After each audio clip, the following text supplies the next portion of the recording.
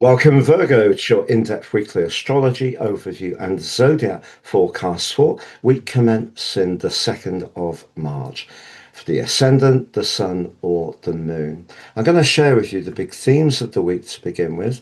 On screen is your event chart on Monday. I'll unpack that. It always provides an influential backdrop for the whole 7 days. I'll then go through each of the influences, including that very powerful total lunar eclipse on Tuesday in your zodiac sign, to give you a clear picture of what you can expect in terms of relationships, finance, energy, and work. I'm astrologer Patrick Arundel. A very warm welcome. If you've yet to subscribe to the channel, please do so now. It's a week when Mars moves later on Monday into the part of your chart to do with relating, but it can also be to do with competing. I'm going to unpack that for you. But Tuesday sees the potency of that total lunar eclipse, providing a dynamic backdrop for us all for the next 6 months. What will it mean for you? But we also have Jupiter, the planet of fortune, linking very productively to the sun as the week goes on. And the trine they create is one of astrology's luckiest. How will that be for you? And then on Friday, the seductive energies of Venus moves from your sector of relating into your sector of deep passion, but it is met by the delicate energies of Neptune and the cautious energies of Saturn. On the screen is your event chart, Virgo. And the first thing we need to be mindful of is your ruler. Mercury continues its retrograde through to the 20th of March. The part of your chart that it's in is a sign that it struggles with the clarity that you're so well known for. Pisces, it's a very shimmering energy, but Mercury is detrimented here, and it's in that retracing of its steps, suggesting you could be rethinking your approach to certain interactions. But equally, maybe Mercury is encouraging you to sharpen up your listening skills right through to the 20th of March. Now, I mentioned that Mars is going to be moving later on Monday into your seventh house. But if we look at the overall map, the planet which is most northerly is always influential, and for you it's Uranus. Uranus can, of course, be a restless influence, but it can also bring a touch of genius. But as you go into this week, it's still in touch with Mars in a very tense right angle.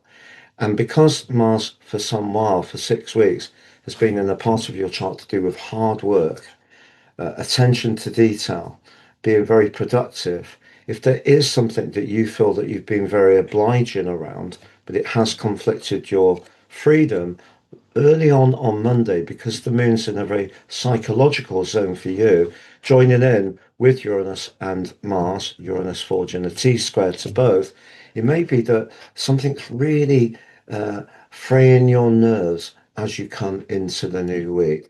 Just rest assured, Mars arrives later into your opposite sign on Monday and can help you to be more assertive around your boundaries.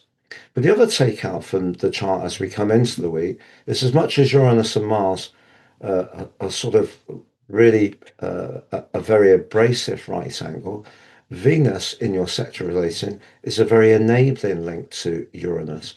You could encounter someone this week who really is a bit different, but actually you still seem to feel very comfortable with them. And the potential to connect is strong from that aspect alone. So later on Monday, Mars moves for 6 weeks into Pisces. It's a sign that it doesn't quite know what to do with itself. It's known as being peregrine, so it doesn't have any essential dignities. And if we're thinking about Mars's rulership of Aries as a fire sign, we could argue that the water of Pisces extinguishes the passion. But of course, Mars is the co-ruler of the water sign of Scorpio. So what I would say for you personally is that if you're wanting to meet someone, bring a significant relationship into your life, you could be more proactive over the next 6 weeks.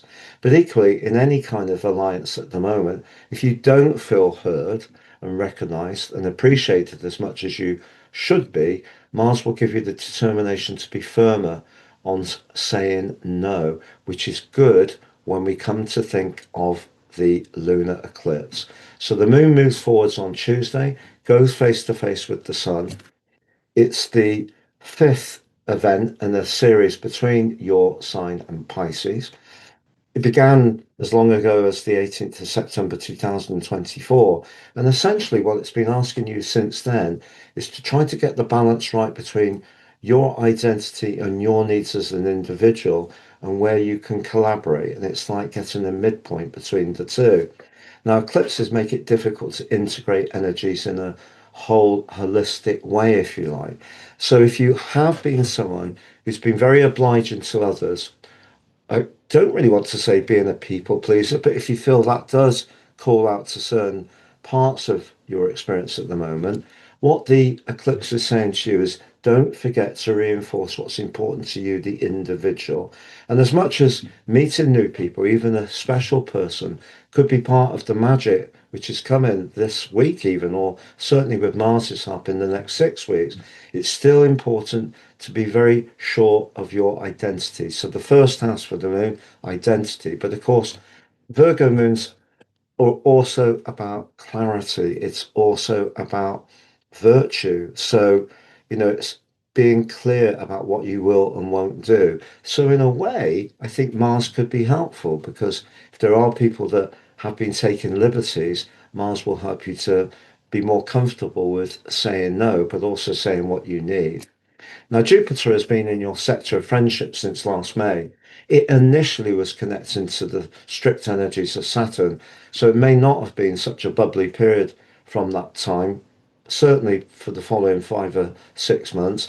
Actually, it was because it was conflicted by the restrictive Saturn. Later in the year, they started to collaborate. But this week, as the sun moves forwards, he comes into a trine with Jupiter. And that's one of astrology's most beautiful and potentially fortunate influences. So remember the event chart suggests with Venus in a great link with Uranus, you could connect to someone who has the confidence to be a bit different.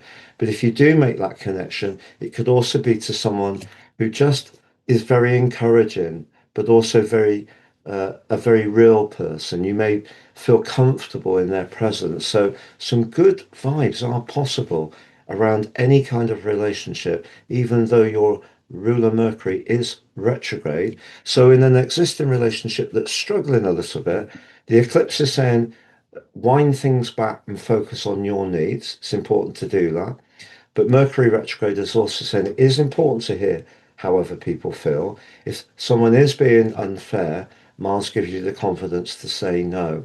That brings us to Friday. Venus moves into the sign of Aries. It's not its favorite location, in detriment, but for you, it initially merges with the mesmeric energies of Neptune. If there is someone you're getting to know better, and there's a big attraction between you, that can amplify that. But having a Saturn there is quite the welcoming committee because it's possible that if a relationship isn't developing the depth and the roots that you would really like, Saturn could see you ask some serious questions about whether you want to stay in it or not. Doesn't mean to say it will come to an end, but it could give you the thought of just thinking it through. Venus in the eighth house, once it gets beyond these two, could actually see you enjoy some good financial fortune over the next few weeks. To understand what March holds for you, please click on the video for that. To understand what the total lunar eclipse in Virgo means to you, please click on that video on screen. And if you would like to have a one-to-one with me, please check out my testimonials below. You can also take advantage of my unique offer of your personal forecast and life roadmap report, totally unique to you. And at the checkout, please apply Astro 26 and you'll get 50% off. If you'd like to understand more about the draconic version of those charts, very much to do with your soul karmic journey, please apply Draco 26 at the checkout.